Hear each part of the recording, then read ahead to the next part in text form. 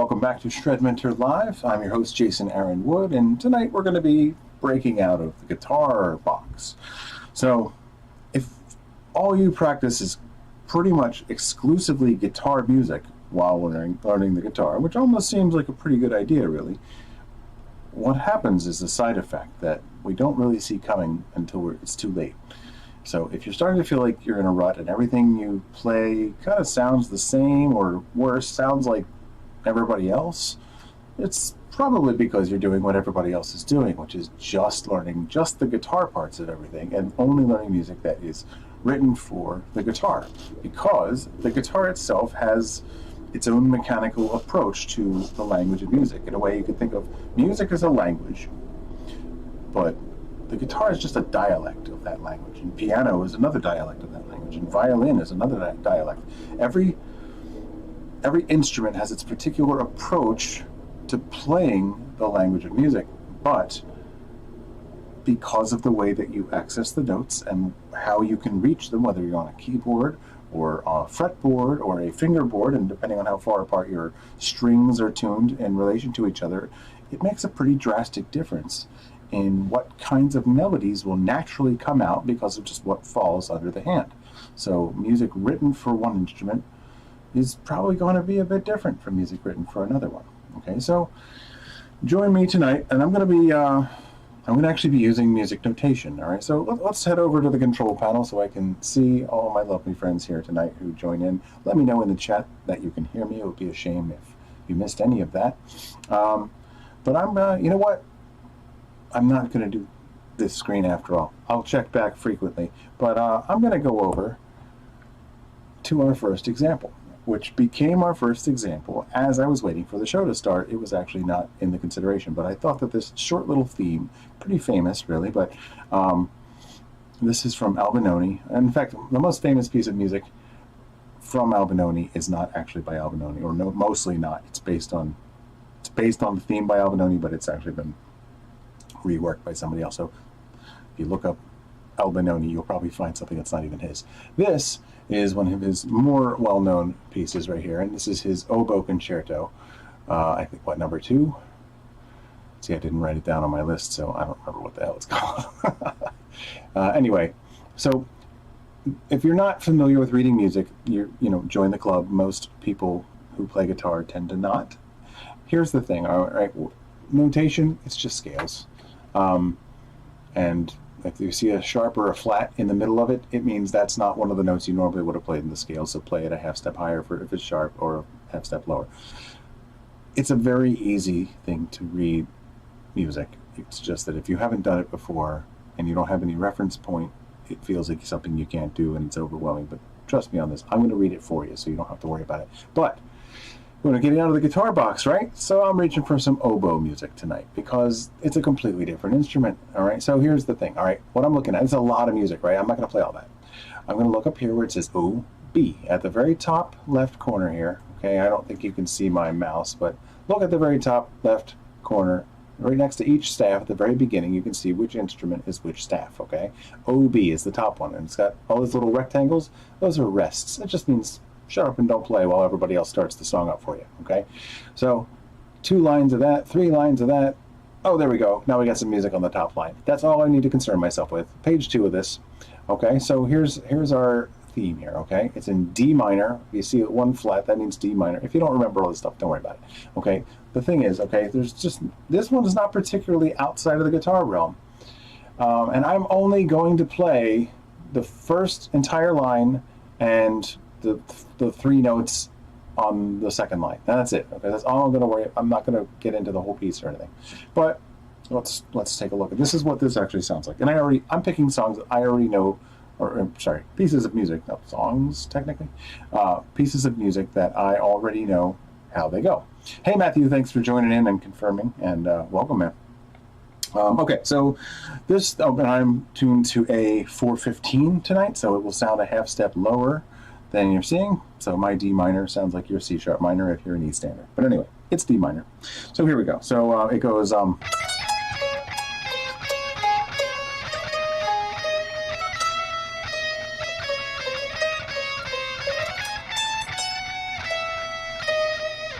That's it, all right?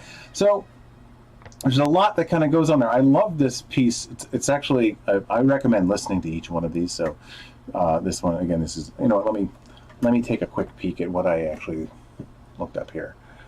No, not that one. Yeah, it was Albinoni, Oboe Concerto in D minor. Almost all of his oboe concertos are, there we go, that's the one. Oboe Concerto in D minor. And by the way, if you want to get sheet music for any of this stuff so you can kind of do the real work, which leads to the real benefits, which is working through these pieces yourself or even just picking a few melodies out as you go. A great place to do this, if you don't know about this site already, is imslp.org. It's Internet Music Sheet. I don't know what the hell that stands for. Anyway, IMSLP.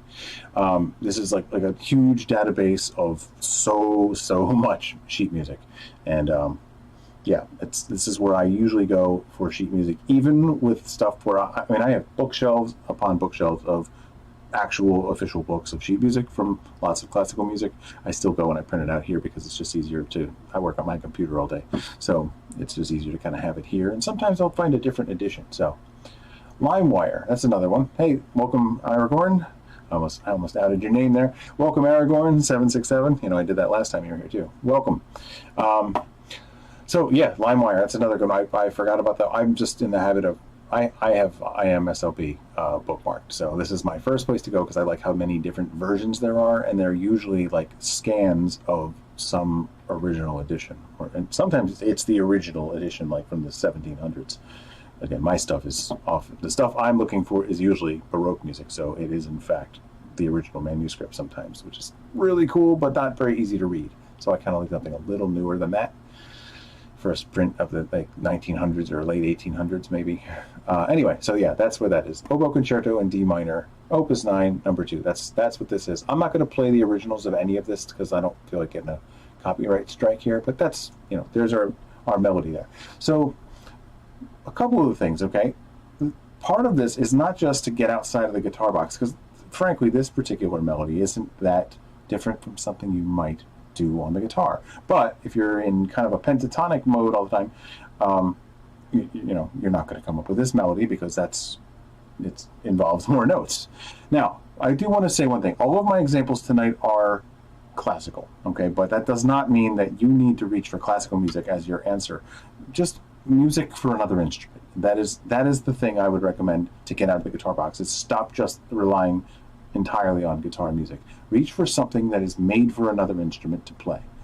You know, and it could be anything, right? So I'm tuned down a half step, but I mean, like, if you're going to learn a song, don't just learn the guitar part. Learn the vocal melodies. How might you play that on the guitar? Because now there's not a right way. All right, this is one of the most important things about this. All right, like, it's not just like it would be nice to have a better vocabulary. It's like it would be nice to know the language of music fluently, not purely the way your guitar and your experience on the guitar has formed it so far. So one of the most important things here is the problem solving that automatically comes with, oh, there isn't a right way. It's just, am I performing the melody correctly? Am I playing the right notes at the right time to the right rhythm pattern? And so there's not a right answer. I personally just chose this melody here, after a couple other possibilities here. So I'm like, so I might do like a,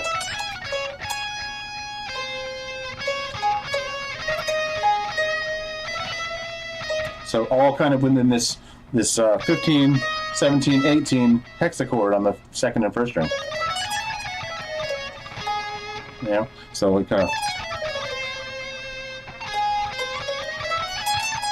it's a very harmonic minor kind of melody, but I kind of like, I toyed around with it a little bit when I figured out how to play it, how I want to play it, and I kind of find that I like sort of having the, you know, just do a little extra stretch to there.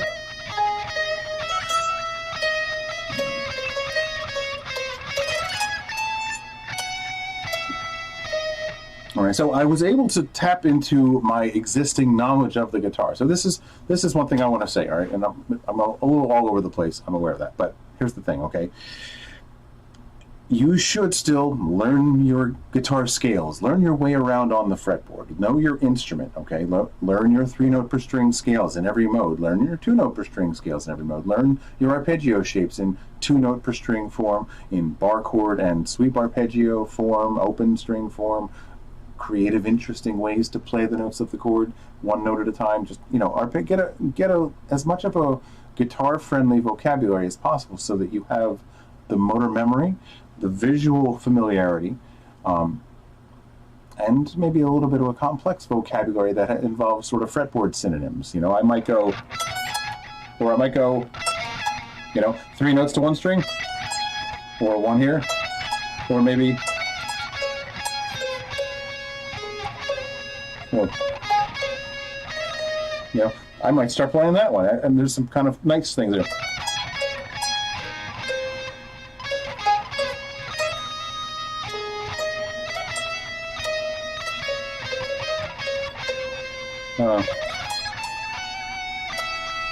It's a different position of the fretboard because, again, there's not a right way to play this on the guitar. There's a series of different locations where you might find that you prefer the challenge better and also are able to better articulate it and make it sound more expressive.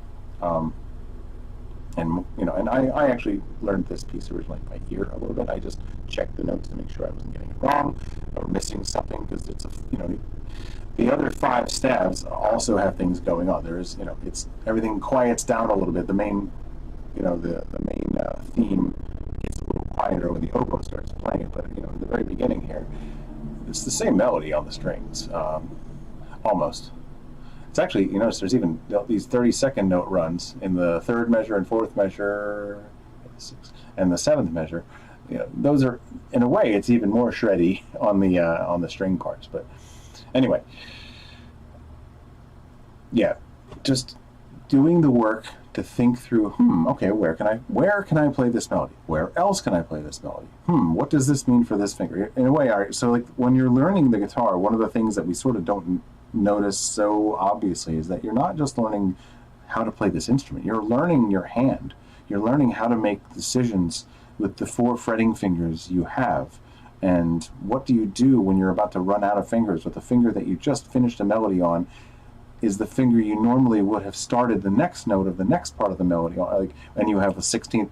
You don't want to pick up and jump, so you learn how to use different fingers than you normally would have, and strengthen the entire hand in that way. All right, so I think I saw another, Aragorn 767 says, I've been sight reading choral scores recently. I avoid the C clef stuff. Yeah, that's my slowest clef. It throws me off. The bass clef throws me off too. I mean, I have one small advantage about sheet music, and it's that I sort of learned the basics of music notation when I was like 5. I didn't even play anything. I just remember Mr. Bucko's class in kindergarten. Mr. Bucko was a teacher when my mom was in school too. So it's one of those situations. A guy that just was a career teacher and taught my mom in school and then later taught me in kindergarten.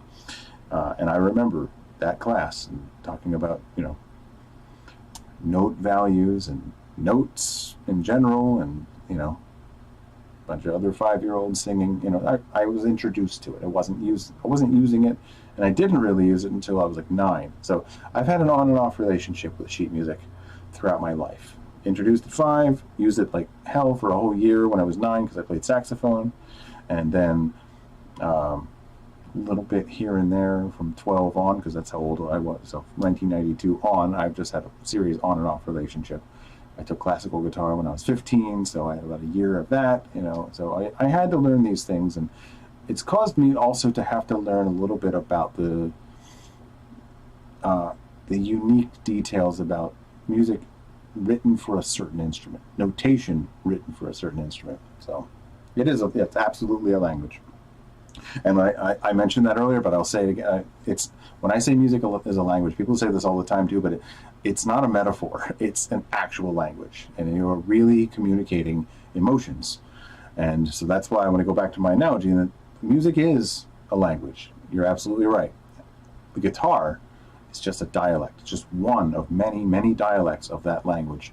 And so because of the way the strings are tuned in fourths, in order to be able to play a chord, it's going to make the way a violin might approach a melody. Someone writing a melody on a violin as their, as their vehicle for creating music, it's going to probably come out very different, which is why I like to reach for music written for another instrument. Somebody writing for a piano, it's going to come out very, very different because you have two hands. And of course, if you go beyond a piano and like maybe do an organ, which the next piece, well, no, not the next piece, one of the next pieces I'm going to cover, actually the piece I'm going to cover the most in depth tonight is actually for organ, which you have two hands plus your feet. So it's actually 3 staves. You have an additional bass staff there. So anyway, yeah, there's you're going to have to break that kind of thing down into multiple guitar parts. But, if nothing else, I mean, like seeing the notation on the screen for this Albinoni piece, I only intended to play this one melody. But if you only do it once in your life, I would highly recommend that you actually just learn all the damn parts of the entire, at least one movement of a piece, because it's so eye-opening to understand all the different things that are actually going on from like when I have to play this kind of perspective. It's not like, oh yeah, that's neat. Another good thing to do more than once is to actually read the score, even sort of, as you're listening to the actual classical music. I do this more often than ever now, and in the last couple times I've gone through my extreme classical music phase, which I'm still gung-ho with right this moment. Bach by any chance? Yes, it is absolutely Bach. But we'll get there. I have 2 more pieces. Okay, so let's check out this. Yeah, I learned a new keyboard shortcut, so I have so many tabs open, it's just insane, and so they're all real tiny, and I can't even actually click on them easily, so I'm just going to not. Okay, the next one, this is called hornpipe. A hornpipe is actually a type of piece. Remember that a lot of the music, especially like from Renaissance and Baroque era, and I guess even the classical period, which is separate from classical music.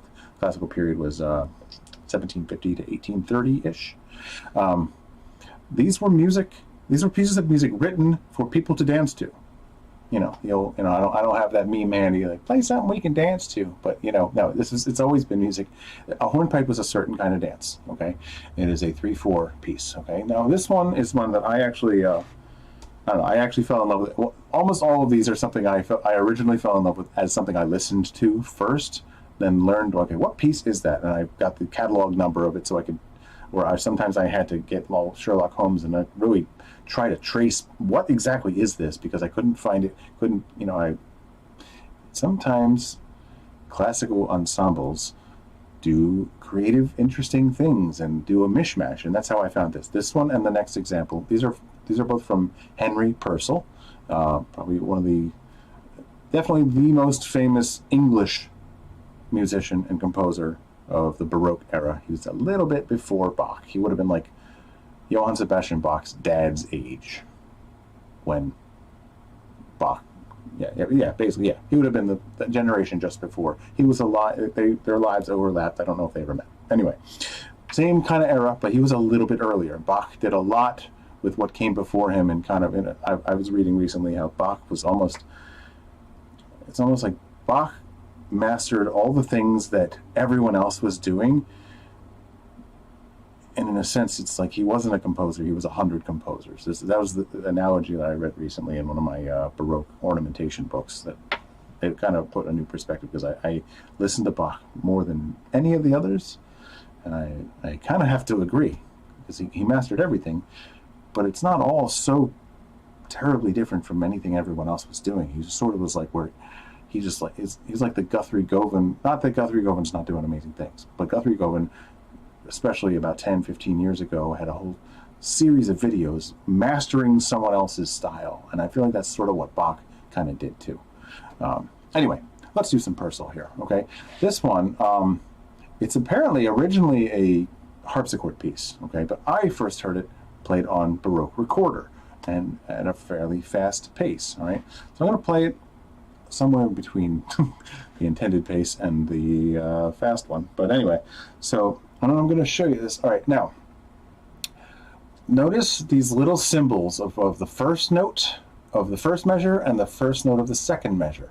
Okay, this is not what these usually mean. Okay, that looks like it means vibrato, the first one. All right, normally if you see that, you might go, or maybe, right, but you don't. That actually, in this notation, it actually means, where is that? A beat. It's the second line here, under rules for graces. The second example, a beat is marked thus, and it has this little squiggle, and explains it's not quite a trill, because you'll find that the other thing, what they're calling a shake. This is from the same book. This is the key at the beginning. This page. I was only able to find it in like an image, and I had to make my own PDF just so I could refer back to this, because knowing these symbols is really, really vital, because this is sort of how, especially Baroque music, especially French Baroque music in particular, had their own whole thing of symbols. There was different, it was improv essentially, but the symbols were a shorthand, so you don't have to go writing it all out. And Bach in particular, since he studied everybody else's music, he got criticized during his own time, and actually ever since quite a lot, for not writing the symbols and not giving any kind of freedom for the performer, and instead writing out note for note what the embellishments would have been. And so it seems super, super complex, because he didn't really leave any room for anyone to do any of these things in a lot of his stuff. You'll still find trills. That's the most common thing. But in this case, yeah, not a trill. Hey, John. Sorry, just saw you were there. Horns up to you, my friend. Welcome. So anyway, we've got this crazy chart here, but we're only going to worry about the first two, because that's all we're going to run into.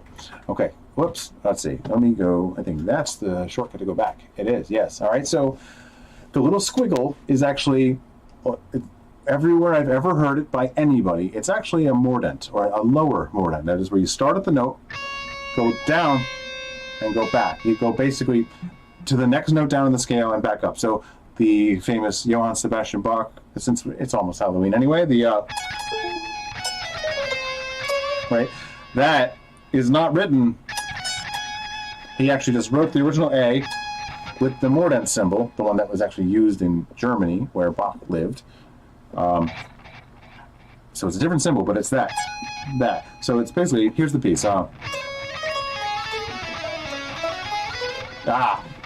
Oops. Still in the experimental stage. Sorry, got to do it. Yeah, let's try that again. So,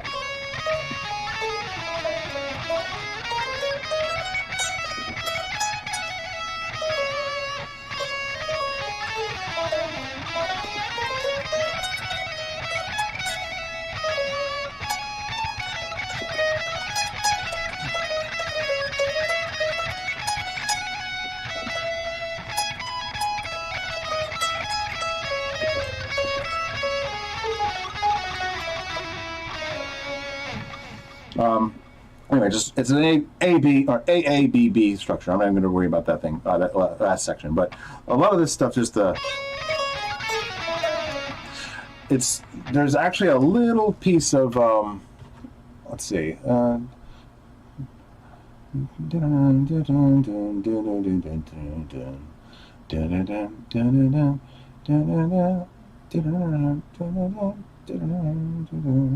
right, so yeah, this second measure, okay, there's 2 eighth notes, but there's those 2 little diagonal slashes right over top of the note. That's a damn hard trill to throw into. Learning how this stuff was done. First of all, these pieces were already written for a skilled musician at the time to play on that particular instrument. So I started to really I actually learned this particular piece, just this little melody.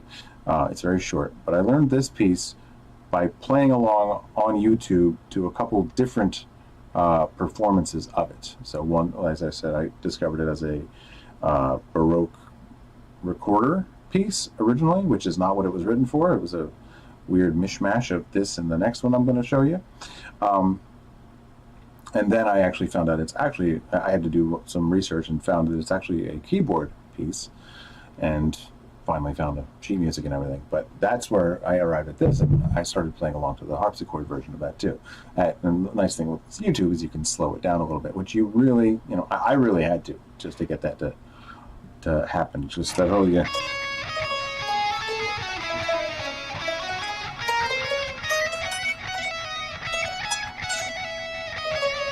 just kind of getting the trills on that smooth.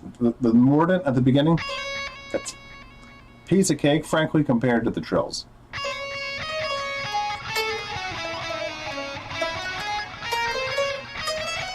I really like that ascending melodic minor run there too. It's that, I don't know, that just does it for me. Sorry, I had a window pop up and now I can't see what the hell's going on in the background. Anyway, yes, yeah, Muse score. Yeah, that's what it's called. There are certain ones that are named. Well, I guess in a way they're kind of all named, but the names are they're definitely named something in French. And they might have gotten another one. So yeah, going back to, once again, what we call a trill is called a shake here. What we call a mordant is called a beat here. A plain note and shake, it looks like another trill. It's a held out note. Dun, dun. Yeah, it's like yeah, that. All right, so it's kind of cool. Like, one thing I would recommend when it comes to this stuff, if this particular thing interests you, I would look up Baroque ornamentation chart. I did this because I knew that Bach made one for one of his sons, and that's sort of been going around for a couple hundred years, and you can find, you know, a facsimile of the original manuscript copy very, very easily on Google. And you can also find a cleaned up legible one as well, because the original was very hard to figure out what the hell I'm looking at. But it's helpful, and it's been used as a key, but it is so incomplete because there's so much more to this topic. I have two different books. One of them is like 60 pages, and one of them is 670 some pages, and I crapped out after 70 pages of that book. And I felt like that's such an exhaustive amount of information. And then last week or so, I found like 10 more books on this topic. They all have something else unique to offer. So it's really insane. There is so much to this. And so it's an entire art form of its own. And everyone was expected to kind of also be a composer during this time period, which is where some of this is coming from. So yeah, it's a lot more expectation was placed on the performer to also be enough of a composer and understand theory. And, you know, they're just improvised meant a certain thing in the 17th century, to be fair, right? It wasn't just, you wouldn't necessarily improvise based on things you would do now if you're trying to create a historically informed performance, okay? Which I am, somewhat. I have an electric guitar in my hand, but otherwise I am trying to create as close to a historically informed performance as I can. So, you know, so never mind that one detail. Okay, so anyway, just wanted to show you the chart so you see what we're looking at, because what I played and what's on there look a little different. All right, so let's move to the next hornpipe. When I found this one, this was sandwiched between two iterations of the last one. All right, this is actually written in E minor, so they also did a, they transposed this in the version that I first heard. But I have heard, this is I'm going to play it in the original key here, which is E minor, but this is Baroque E minor. Again, I'm in A 415 right now, so anyway,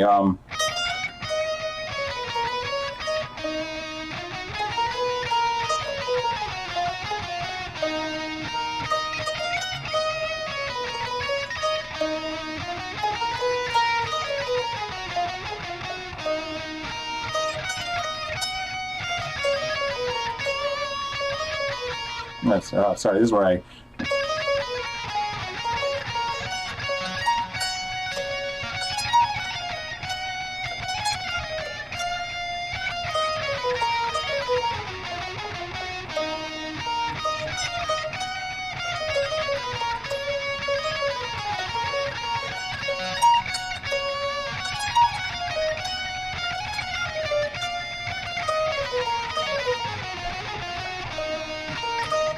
Right, that's it. So again, it's AABB. That's the same way that song structures now tend to be AB, AB something. Typically in Baroque pieces, it's AABB.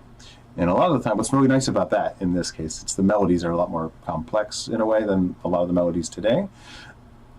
The first time you go through A, it's as written, and time B, you can start to throw in embellishments. Or if you feel like it, you just throw in different embellishments and get even more crazy on the second time. So A1, you do a little bit of embellishment here and there, and mostly introduce the melody, and then it's nice to introduce the melody before you go all crazy on it, because otherwise the listener will be like, oh, that sounded good, I don't know what the hell you're doing, and it wasn't recognizable the second time it came back, right? So that's still that principle of introducing a melody so they at least have an idea what that idea was before you go do cool things to it the second time around.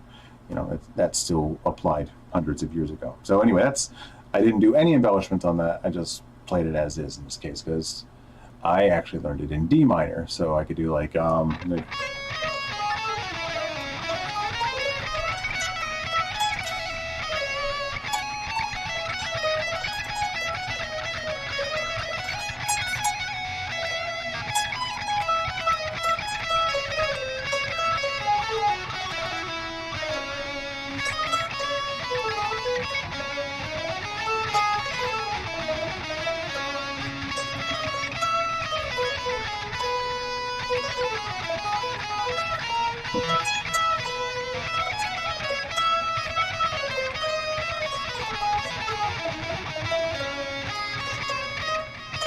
coming back out of that so crazy. Anyway, these were never intended to go together, but the ensemble that I found playing it made it work great, and I had no idea because it was the first time I was hearing it. So I had no idea these two, they just labeled it hornpipe 1 and 2, and I look around like, no, that's not it. Everything I found called hornpipe wasn't there. The first one I showed you tonight isn't listed anywhere as hornpipe as its own piece. It's just a movement out of a larger piece, not called that. So yeah, good luck with that. So that's the hardest I think I ever had to look for something. So anyway, those two are from Henry Purcell. Yeah, you can see some better information about it on this one here. These were all found on imsop.org. Going back here, this one was sweet. Oh yes, Z668. All right, all the Henry Purcell stuff has the letter Z in front of it. Z668 was the first hornpipe, if you're interested, and the other one was I know I wrote it, so I don't forget it again. Z, not Christ. Nope, I don't know. Look it up by this stuff. Sorry, I thought I wrote it down. It was 667, I think. I think they're right next door. No, 607. It's 607. Let me check. I don't want to lead you astray, because this kind of wild goose chase is not. It wasn't easy for me, and I'm used to it. So, Henry Purcell, 607. I know, it's 607. I'm confident now. Anyway, okay, let's move on. This is probably the one I'm going to dig the most into. I have a bunch of other things, and Aragorn 767, you might recognize one of them if I get to it, because we covered it 12 years ago, but we're not going to do that one yet. I got some other stuff to get through. All right, so moving on to some Johann Sebastian Bach. This is the one. Let's make that fit. Now, this is the part of it I learned because it's one voice. All right, notice. All right, we're now dealing with Prelude and Fugue in A minor by Johann Sebastian Bach. Oh, and this is written for an organ, so you'll notice not only is it like the two staves of a piano, but you also now have a third staff, also bass clef, and that is for the foot pedals, where you have an entire keyboard on the floor. That is this. When that part starts, that's where I stopped learning this piece. Anyway, I cherry pick. Anyway, I love this. I've always loved this melody because of the kind of chromatic movement in it. I've played it on this live thing before, on ShredMentor Live, but I'm going to play it now. Warts and all, I'm not going to keep playing my experimental stage funny clip there. But anyway, what's nice about this, too, is, well, yeah, the crazy chromatic movements is that. The kind of stretching that you have to do to play it. And also, I really like some of the stuff. If you look through this, suddenly, you see, we're in 4/4. You see the big old C at the very beginning, right after the clef, at the beginning of the music, right? You have the clef, you have the treble clef at the top and the two bass clefs, right? But then you have a C. That's common time. We're in 4/4. But notice that it's just 16th notes. So just kind of take a quick rhythmic inventory of the measures. 4 sets of 4. except for the first note. It starts on a 16th note rest. So it's kind of a, and then you have, you know, E and a 2, E and a 3, E and a 4, E and, right? So it ends up playing just fine, but it seems like a weird thing to play. Just ignore the rest and just start playing on the first note. It actually, with a downstroke, it actually works out great because it sets it up for, start with a downstroke on this. Every time you go to your upper string, it's an upstroke.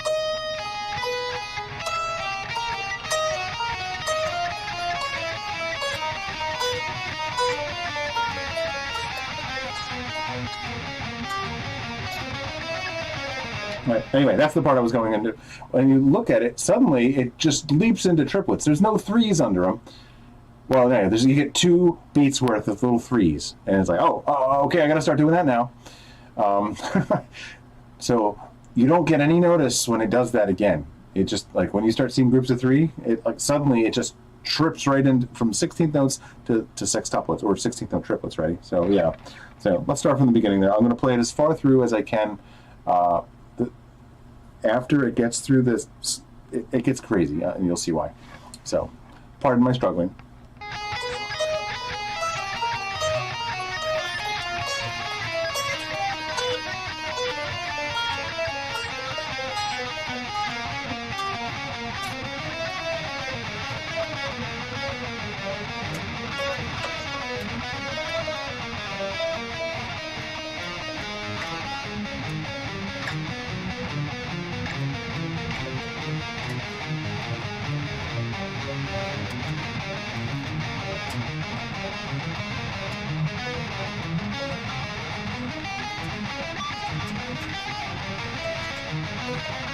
Yeah, this is always the part that kills me.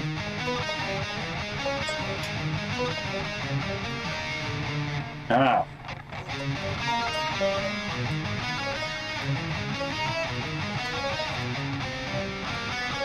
Sorry, butchering it here.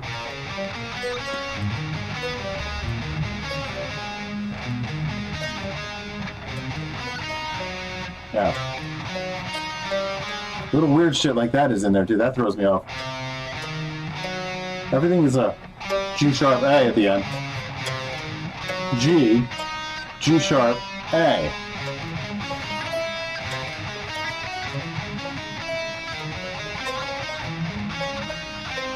A sneaky move over to D minor.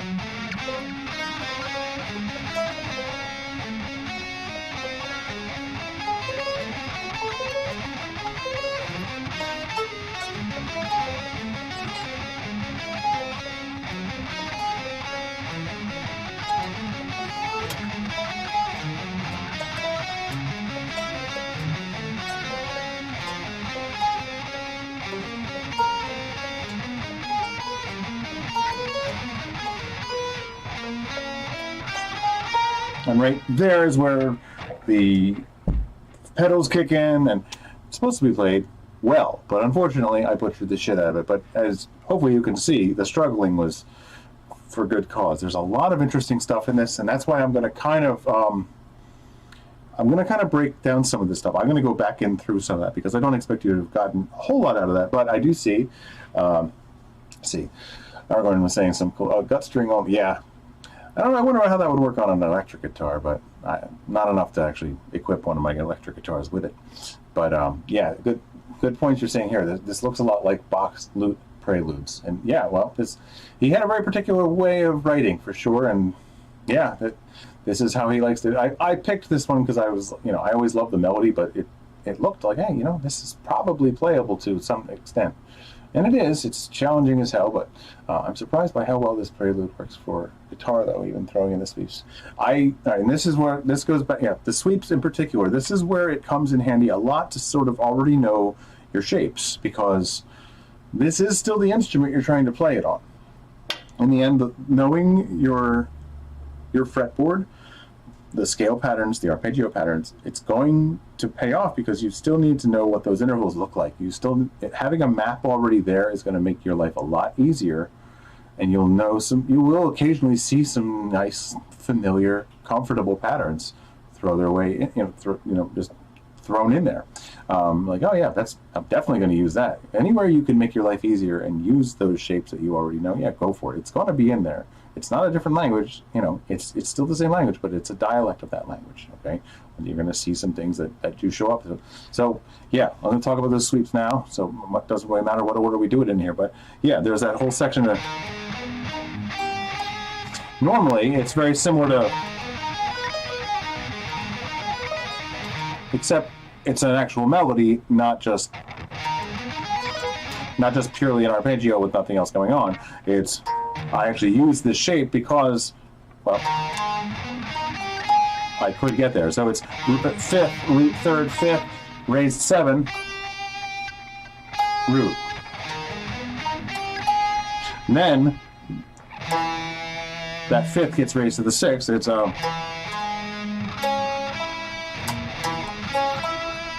so it's actually a D minor now. It went from an A minor to a D minor. 3rd, 5th, root, 3rd, and that's like a sharp 4, 5 there. I used to do it this way.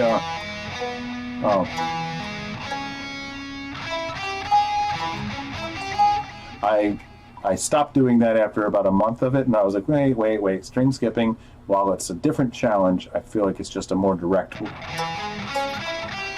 2 notes, 2 notes, 2 notes.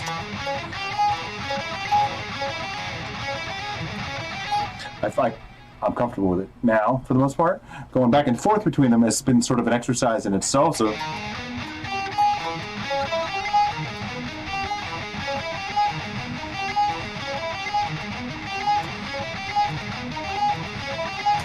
Right, so that's a really great exercise. Just doing that, because I wouldn't have ever done those movements.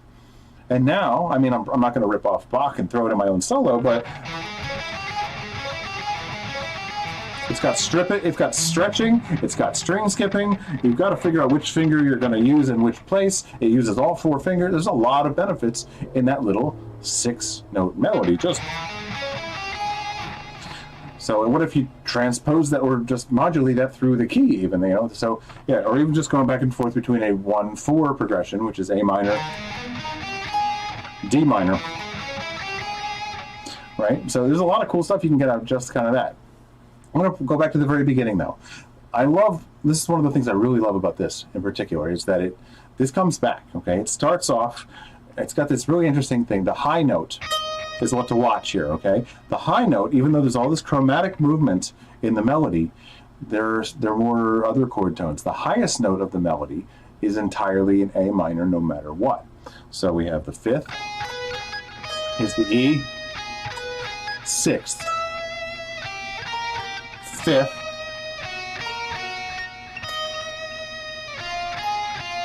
let's do it. Yeah, 5th, and now we just move these 2 notes down, so it's like this 3rd that's going on in the bass. All right, so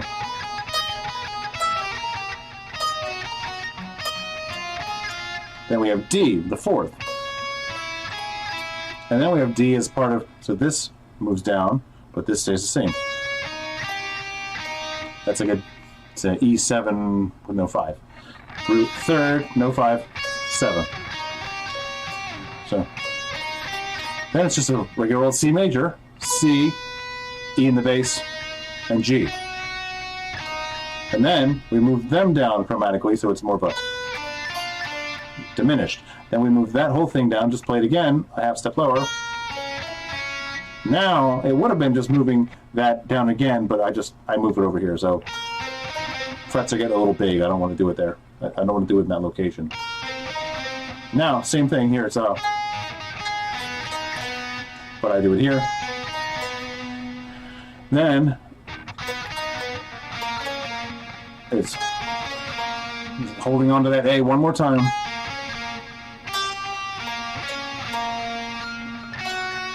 Now it's G. All right. So E, F, E, D, E, E, D, D, C, B, A, G sharp. That's the actual upper melody. So the whole thing feels like it's in a key, but it's a little bit dizzying.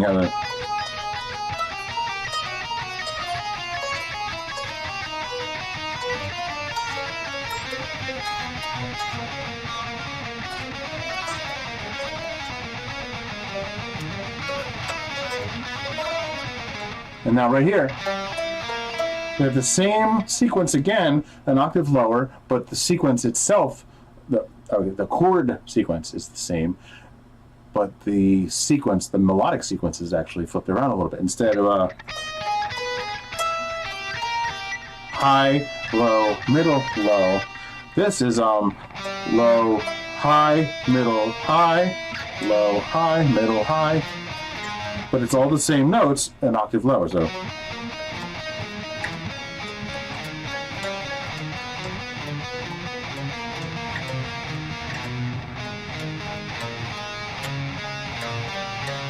but it's different movements entirely. You really do have to work your hand pretty hard to get that to happen, because as you see, I'm getting lower and lower and lower, and I've got to get in front of my guitar to do these stretches. At least that was the way I worked it out 2 years ago when I learned this. And then you have this insane thing, which just the next part is the next part I want to go into, so I'm just going to follow right into the part of the melody here. It's every melody for a little bit here ends with, we have six melodies right now that end with B, G sharp, and resolve to A, right? And it's really interesting how the first three notes keep moving up the scale into that final three notes. A, C, E. Now B, D, E. So 1, 3, 5. 2, 4, 5. 3, 5, 1. 4, 6, 1. All right, so just that in itself is a great little thing to just try to looping. Just try to loop that.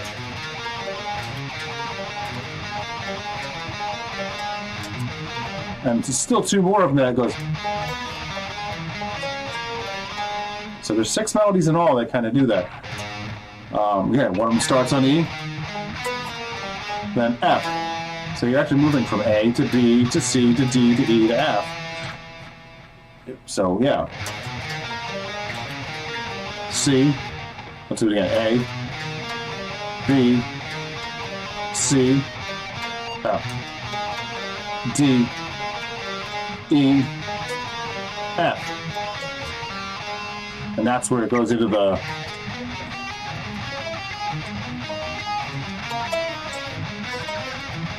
then it's a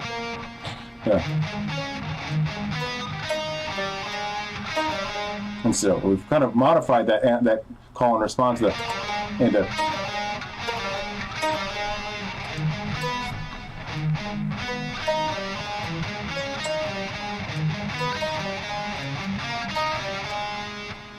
so it kind of comes back around again. A, B, C, D, E, F. Sweeps. So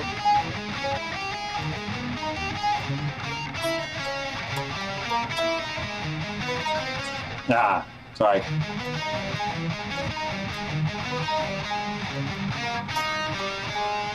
Then it gets into some crazy stuff where you're basically going up an arpeggio from the third, fifth root, and then third, fourth, fifth.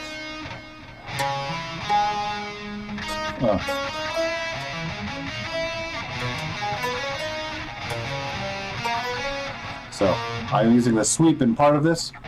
So like an A minor from the C, third, fifth root, then a D minor, so it's a 1-4 change. Back to the original one. Then it goes down and does a more diminished kind of thing from B.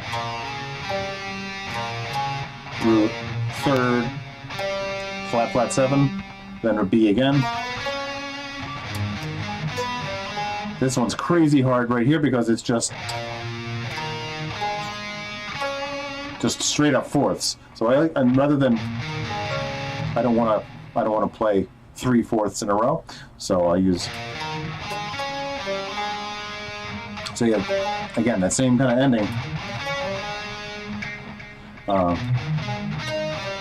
So the climbs up are very similar. A.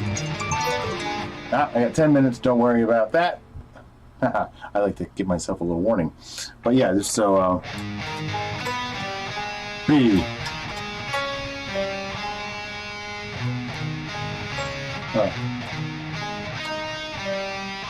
Now instead of D, it actually does a C sharp. This is the weird one I pointed out earlier. G natural, G sharp, A. Because it's kind of working its way into the D minor at this point.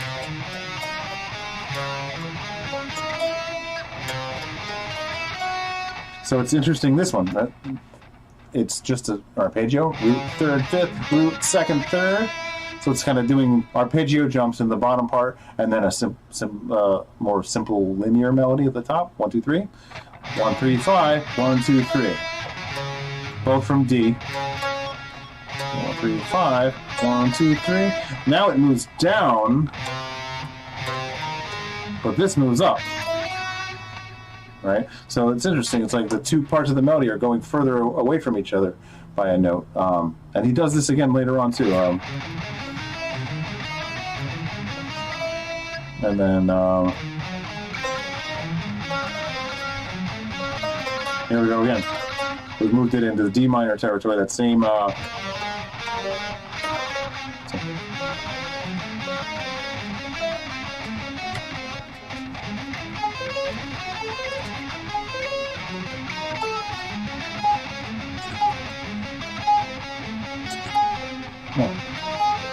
And then we have that same thing before.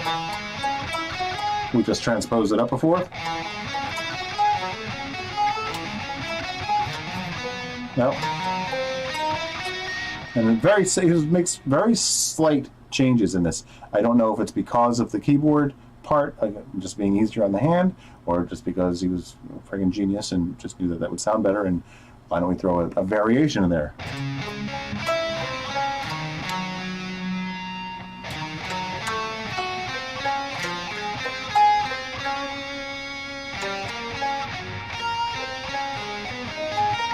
Here it is again, where the bottom part moves down and the higher part goes up.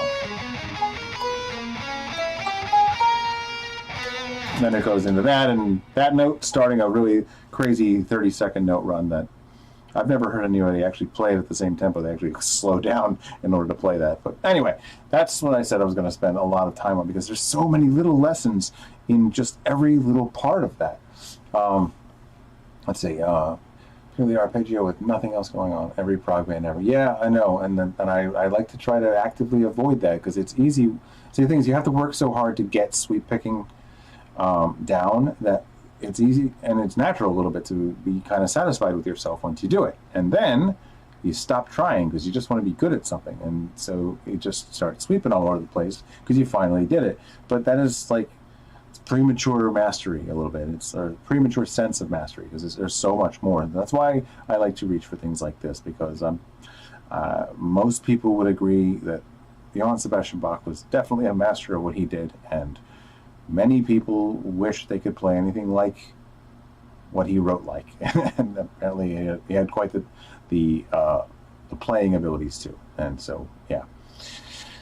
Anyway, yeah, that's all I've got for that particular piece. I'm working on one right now that is really insane. But you know, here, let's jump ahead. This one is, I had two movements. I'm probably only going to get through one of them, but two movements from another Johann Sebastian Bach piece, the Violin Partita number 1 in B minor.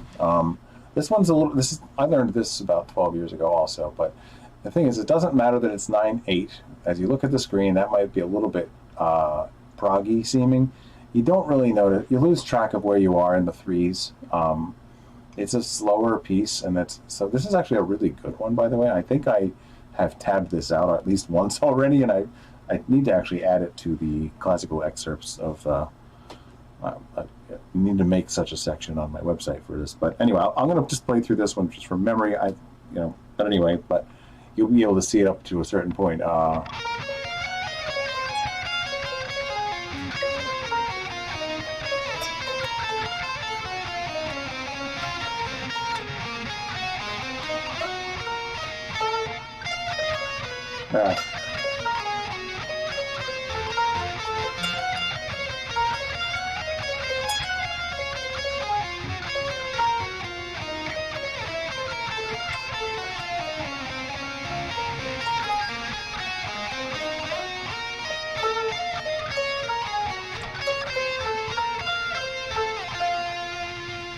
All right, kind of got to the bottom of that page. I'll just get into this next thing here.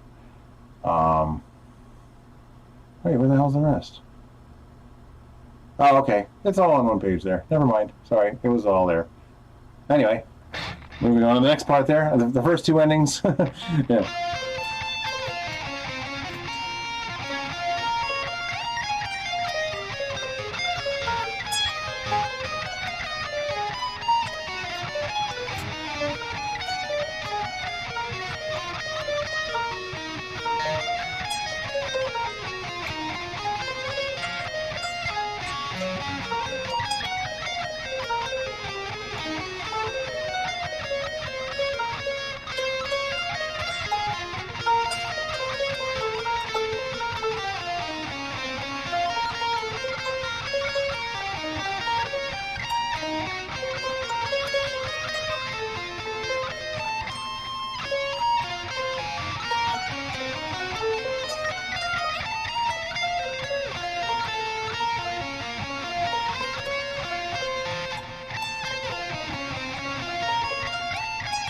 Oh, sorry.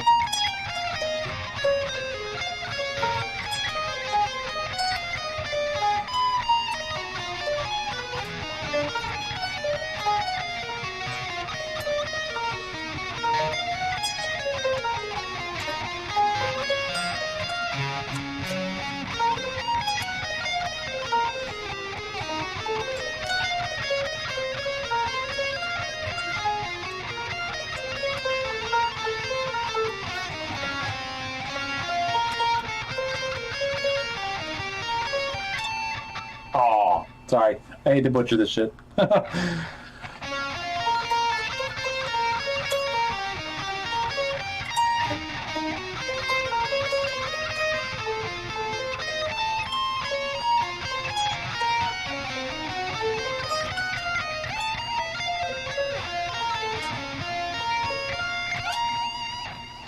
right. Anyway, yeah. Sorry, a lot of errors there. Didn't say I was going to play it well. Anyway, yeah. There's some really kind of fun stuff in there, and I mean, and the finger twisters built into that thing. It's a good thing that's not a Presto piece, because yeah, there's a lot of crazy string skip stuff in there. Like so.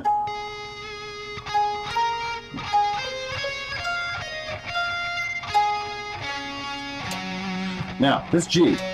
That would have been your open lowest string. This whole, that's the moment where it's definitely harder on the guitar than it is on the violin, because that's just the two open strings back, you know, so.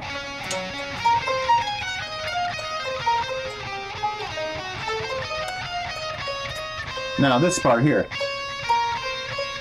Sorry. Here, we do a descending melodic minor. 7, 6, 5, 4, 3, 2, right? So anybody that ever tells you you don't descend melodic minor, you tell that person bullshit. Jason says, fuck you. That's, you tell them. So no, Bach says F you too, right? So yeah, make sure you don't take that too seriously, because there's a lot of stuff where you definitely do descend with melodic minor. So that concept that you ascend with melodic minor and descend with natural minor, that's just one way to use it. And yes, another Bach example would be the Bourré Lute Suite. The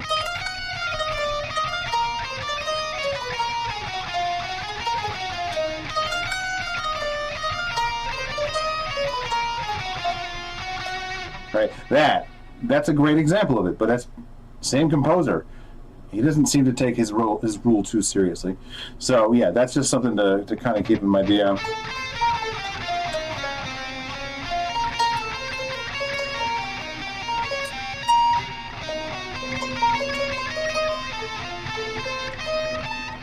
These are insane shapes right here. Up a minor third, up a tritone, up another minor third. It's sort of, it's like step and a half, and then go up a fret on the next string, and another step and a half, and you kind of.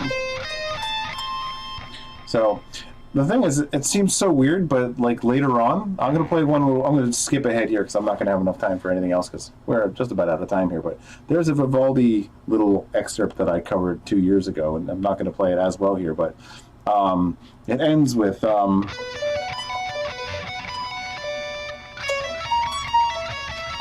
It's exactly the same friggin' shape. Apparently, this was a common thing to do. And again, if you think about it from a violin standpoint.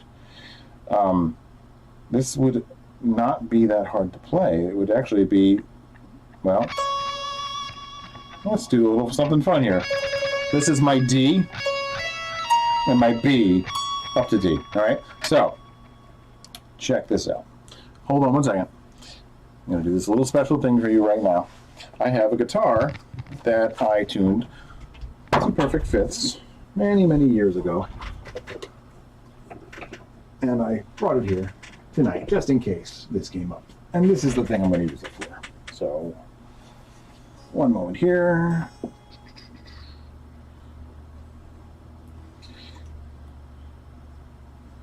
I don't play this very often, so I'm going to probably play even worse now.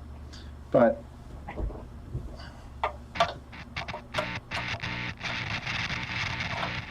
where is it? Sorry, people.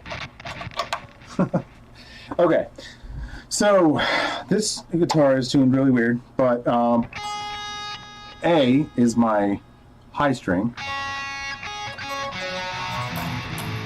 All right, yeah. Oh, there's a guitar. There's already a pick in there.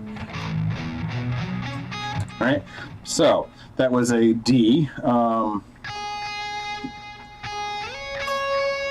That. Let's see. D and F. Here. Way easier to play. That's what it would look like on a mandolin or a violin. You're only actually, rather than, yeah, up 3 frets, then another fret, then 3 frets. It's just, I know they don't have frets on violin, you know what I'm saying? Half steps and positions. So, yeah. Yeah, I could rip off Bach, but I probably do, to be honest. Not on purpose. I would never throw in a whole theme of his or anything like that. But I definitely have, like that's a very Bach-like ending, and so anyway, yeah, I do rip off Bach from time to time because it's just such a big part of this. I actually had 2 other Bach pieces in my list that I'm not going to get to, and so anyway, if you have a spare guitar on hand, try tuning it to fifths one day. This is A on the high end. I had to use an 8, a .08 string for that. I don't know what the hell I used down here, but that's a B flat.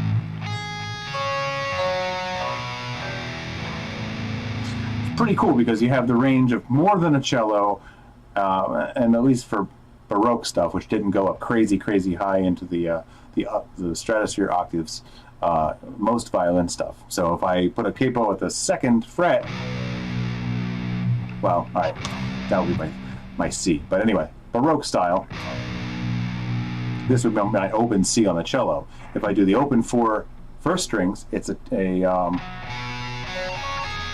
viola, and if I do the 7th fret, highest 4 strings is a violin. Yeah. So I have a 6-string violin, basically. So that's a lot of fun. But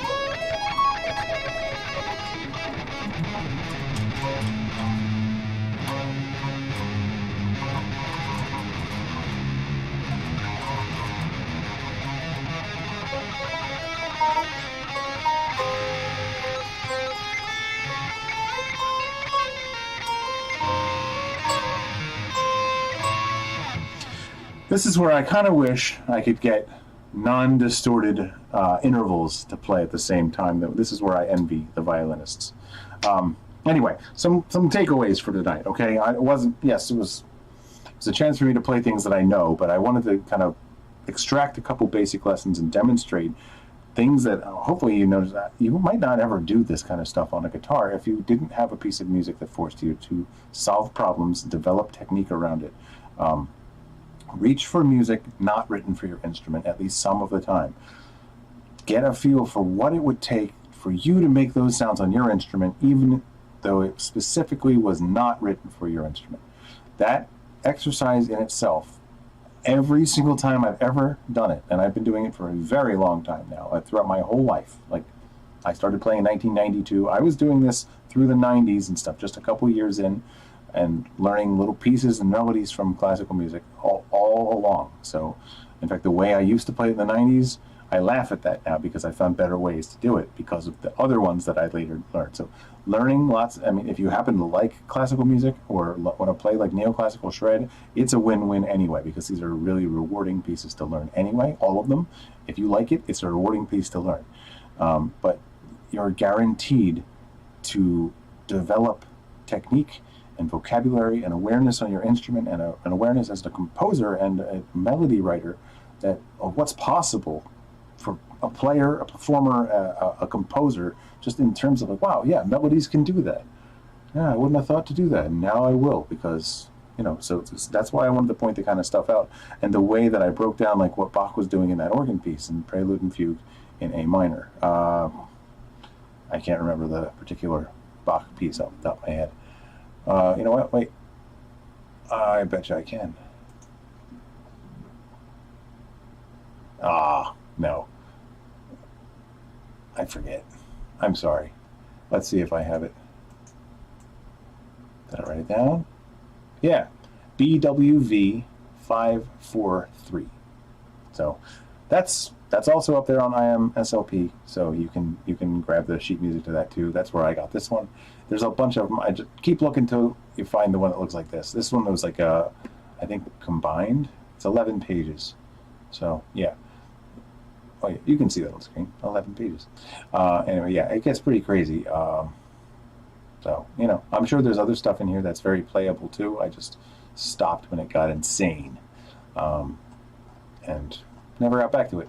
But you know what? I got a lot out of it, and just learning different ways of approaching. Like, don't play so much with your hands. Play with your ears. In fact, this kind of goes into what I've done in the past a couple weeks ago, where I composed with MIDI during this live stream. And it's just, don't make your hands the limitation for what you're going to play. That's it. That's the moral of tonight's story here. So anyway, I am going to get out of here because I'm already 10 minutes past when I said I had to go. But thank you all very much for joining me. See, there's my, there it is. See. So yeah, thank you very much for joining me, and I will be back next week on Tuesday nights at 8 p.m. Eastern Time with another ShredMentor Live, unless something crazy comes up like last week. Anyway, I will see you again next week, and rock on.